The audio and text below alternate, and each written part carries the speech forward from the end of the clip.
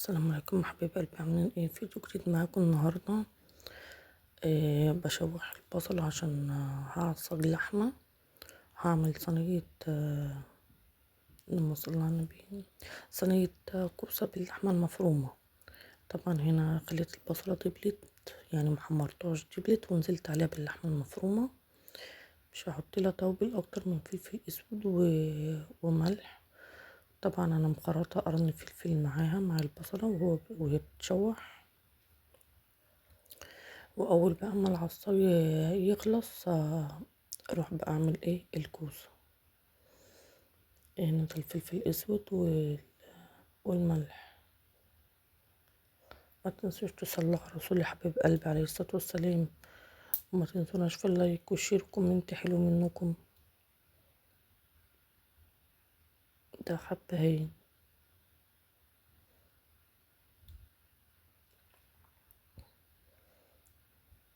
طبعا بقى اللي فيها بقى كده عشان ما تتكتلش. هنا بعمل الكوسه اهو. طبعا ايه بوريكم انا بعملها ازاي. بكحتها بالمقوار.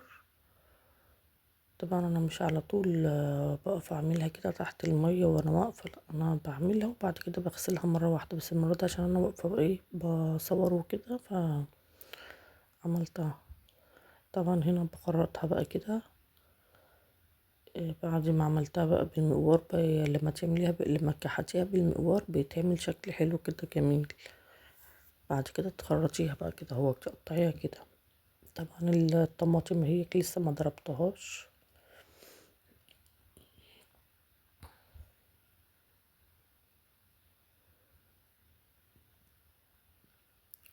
تقطعي بقى كده الكمية كلها. بعد ما تتقطع معاكي، بعد ما تقطعيها يعني صينية بقى كده، وتتعمل في صينية. هنا بقى اغسلها عشان بيبقى، يعني خدي بالك ان الكوسة والفراولة بيبقى فيها زي رمل كتير كده. لازم تتغسل مرة واتنين تلاتة لحد ما تتأكدي ان المية بتاعتها صافية كده ونضيفة. طبعا هنا بغسلها تاني هو، وبشطف في المصفى عشان تبقى نضيفة برضك.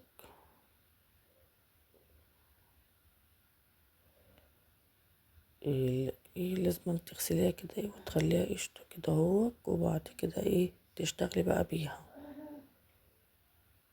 هنا بقى ايه خرطت بصلاية مش كتير عشان اللحمة المفرومة برضك فيها بصل، وعليها قرن فلفل، ونزلت عليها بالملح والفلفل الاسود وماكي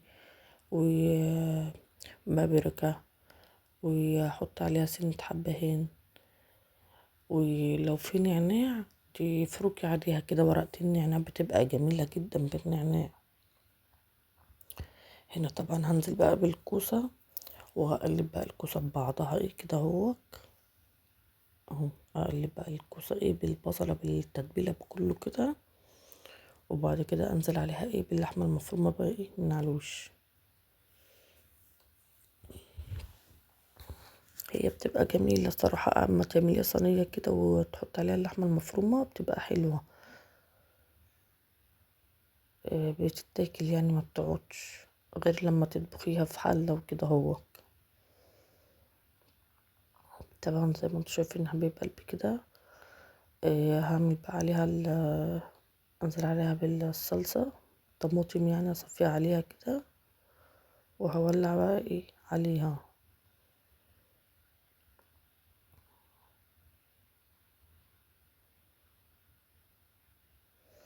بس كده اهز بقى الصينية عشان اتأكد ان الايه الصلصة ايه كلها ايه دخلت جواها وكده هو، واولع بقى عليها البوتاجاز. هنا بقى طبعا احط لها السمنة او الإدام حسب يعني ما بتسميه. هنا حسيت ان الطماطم ممكن تبقى تقيلة او مش كتيرة، رحت مديها حبة مية صغيرين. هنا بقى بغسل الرز عشان اعمل ايه شوية رز كده بشعرية جنبها. طبعا ايه اللي انت حابة بقى، حابة تعملي رز بشعرية، حابة تعملي رز ابيض، اللي انت حباه او اللي انت بتاكلوه.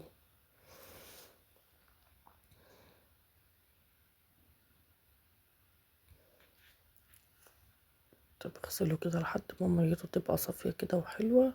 بعد كده بقى بروح اولع ايه عليه.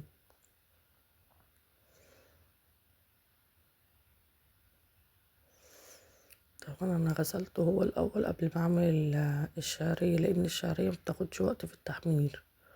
الشعرية بتتحمر بسرعة، لكن الرز في الغسيل بياخد وقت. فلو اتغسل قبل ما تحمر الشعرية مش بيجرى حاجة، يعني ما بيجرالهوش حاجة. هنا بقى ايه، احمر الشعرية لحد ما يبقى لونها اصفر كده، ذهبي يعني. وانزل عليها ايه بالرز. طبعا دي صينية الكوسة ايه ولا عليها هي.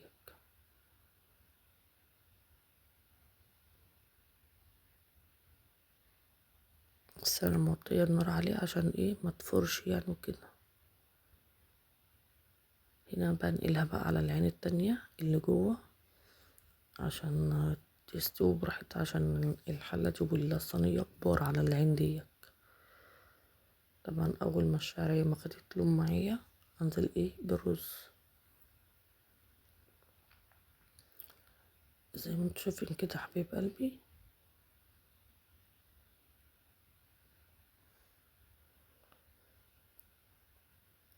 هنا بقى كده ايه الرز كده خلاص خلصت بقى. احط له الملح، احط له حاجته وانقله بقى ايه على العين الصغيرة يستوي بقى براحته.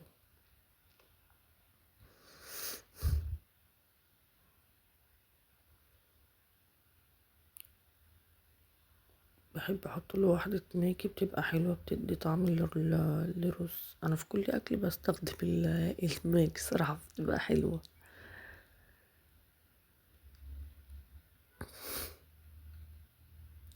هنا بقى هديله المية بتاعته بقى، اظبط له المية كده وايه، واغطي عليه بقى واسيبه على نار هادية كده يستوي مع نفسه.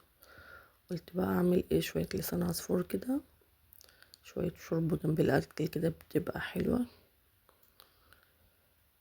برضك نفس نظام اللسان العصفور، نفس نظام الشعرية، بتحمري فيه لحد ما يبقى لونه دهبي كده بسيط.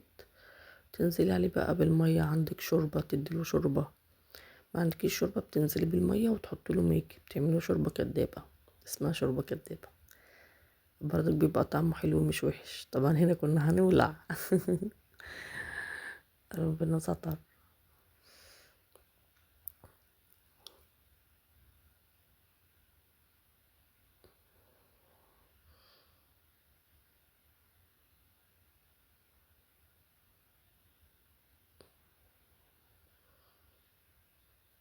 بس كده خلاص.